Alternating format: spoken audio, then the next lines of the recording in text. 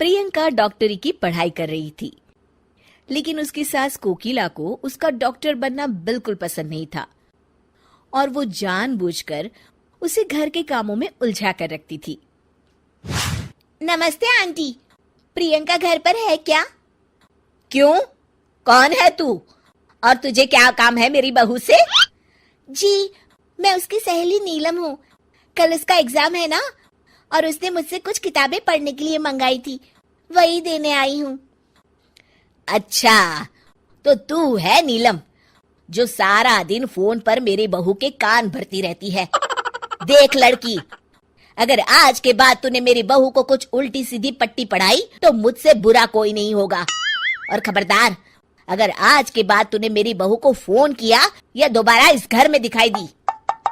अरे माँ जी, पता नहीं आप किस जमाने की औरत है। मैं तो सिर्फ आपकी बहू की मदद करना चाहती थी, लेकिन क्या करे, बेचारी की फूटी किस्मत है जो उसे आप जैसी सास मिली है। ठीक है, जाती हूँ मैं। हाँ हाँ जा, बड़ी आई मुझे भाषण देने वाली। तेरे जैसी बहुत देखी मैंने।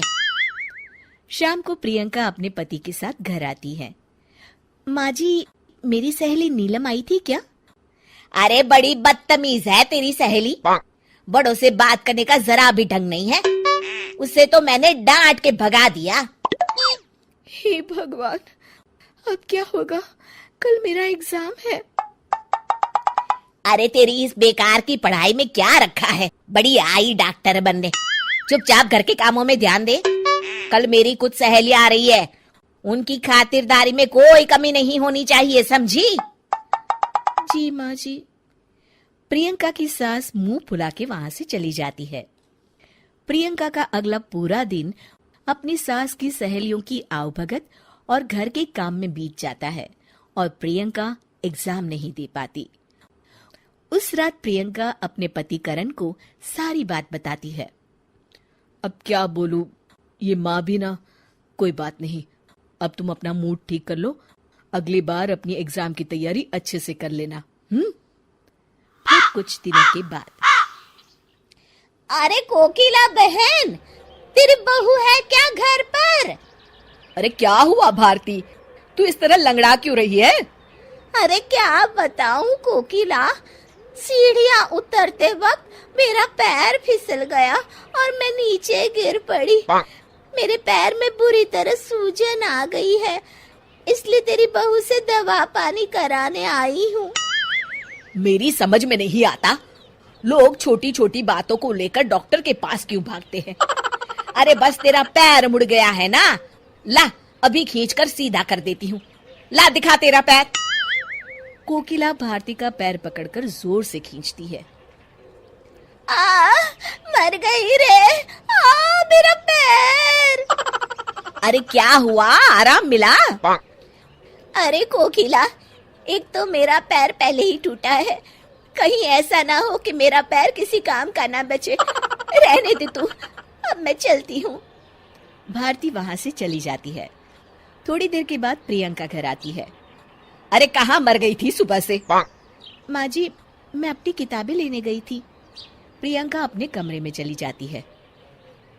अच्छा, इन किताबों ने इसका दिमाग खराब कर रखा है।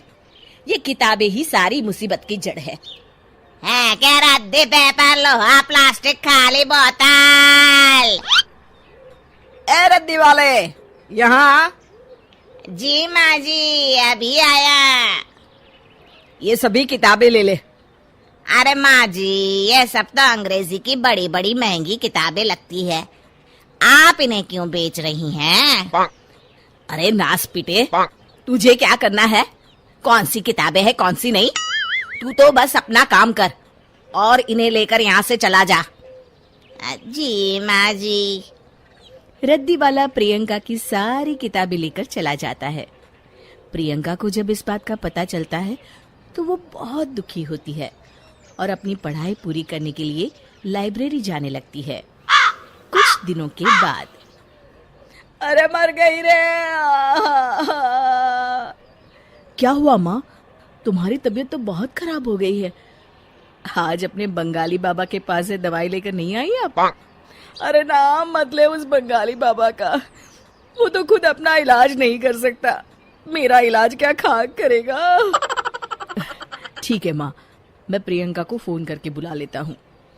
प्रियंका लाइब्रेरी में बैठी पढ़ रही होती है। तभी उसके पति करण का फोन आता है। जी बोलिए करण। माँ की तबीयत ठीक नहीं है, तुम जल्दी घर आ जाओ ना। जी मैं अभी आती हूँ। थोड़ी देर के बाद प्रियंका घर पहुँचती है। क्या हुआ माँ जी? सुबह से माँ की तबीयत ठीक नहीं है। फिक्र मत कीजिए माँ जी, आप मुझे एक बार अपना चेकअप करने दीजिए, सब ठीक हो जाएगा। अच्छा ठीक है, बहू जैसी तेरी मर्जी। प्रियंका कोकिला का चेकअप करती है। शुक्र मनाइए माँ जी कि आपकी बीमारी वक्त रहते पता चल गई है, वरना आपका ये इन्फेक्शन फैल जाता और लेने के देने पड़ जाते। प्रियंका अपनी सास को एक इंजेक्शन लगा देती है और कुछ दवाइयाँ खाने के लिए दे देती है। अब आप एकदम ठीक हो जाएंगी। कुछ दिनों के बाद कोकिला पूरी तरह ठीक हो जाती है। अपनी बहू के साथ किए गए गलत व्यवहार को याद करके कोकिला को बड़ा बुरा लगता है और वो अपनी गलती का पश्चाताप करने के लिए अपनी बहू को उसकी किताबें लाकर देती है। मुझे माफ कर दे बहू, अगर तू सही वक्त पे मेरा इलाज नहीं करती तो पता नहीं क्या होता।